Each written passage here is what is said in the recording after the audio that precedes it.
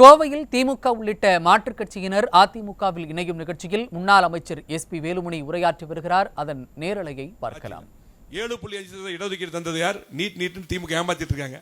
ஆனா 7.5% இடஒதுக்கீடு தந்து அரசு பள்ளியில் படிக்கின்ற மாணவர்களுக்கெல்லாம் 600க்கு மேற்பட்டவர்கள் MBBS BDS படிக்கணும் எடப்பாடி காரணம்.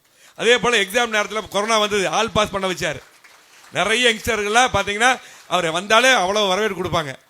அது மட்டும் இல்ல, இன்னைக்கு அதிகமான பள்ளி படிப்புக்கும் கல்லூரி படிப்பெல்லாம் பார்த்தீங்கன்னா புறத்துறை அம்மா அவர்கள் முதலமைச்சர் 2010 வரும்போது பார்த்தீங்கன்னா குறைவா இருந்தது. இன்னைக்கு கிட்டத்தட்ட 52% இன்னைக்கு உயர்கல்வி படிக்கிறாங்கன்னா அதுக்கு நம்முடைய அம்மாவுடைய அரசு காரணம். இன்னைக்கு அம்மா அவர்களும் எடப்பாடியார் காரணம். அதே போல பள்ளி கல்விக்கு பார்த்தீங்கன்னா அதிகமான திட்டங்கள் காலனியிலிருந்து மடிக்கணிவை விலையெல்லாம் கொடுக்குறாங்க. அது அம்மா கொடுத்தாங்க, இன்னைக்கு எடப்பாடி தொடர்ந்து கொடுத்துருக்காகவே இன்னைக்கு படிப்புக்காக அதிகமான திட்டங்கள் தந்தது அம்மாவுடைய அரசு, அந்த எடப்பாடியார் அவர்கள். இன்னைக்கு பார்த்தீங்கன்னா இந்த திமுக ஆட்சியில் எந்த திட்டம் நடக்கல, எந்த தொழில் நடக்கிறது இல்லை, எல்லாமே விலை உயர்வாகவே கண்டிப்பாக ஒட்டுமொத்த மக்களும் இன்றைக்கு எடப்பாடியார் முதலமைச்சர் வர வேண்டும் நினைக்கிறார்கள்.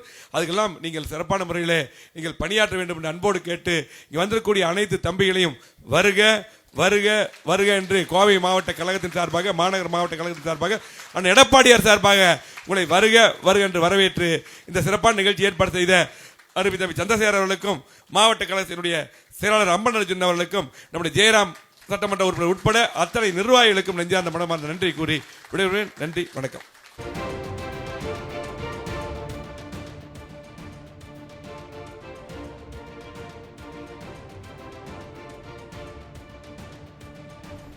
கோவையில் மாற்றுக் கட்சியினர் அதிமுகவில் இணையும் நிகழ்ச்சியில் முன்னாள் அமைச்சர் எஸ்பி வேலுமணி உரையாற்றிய காட்சிகளை நாம் நேரலையில் பார்த்தோம். இதை பின்னர் வரும் செய்தி தொகுப்பில் விரிவாக பார்க்கலாம். தொடர்ந்து மற்ற செய்திகளை பார்க்கலாம்.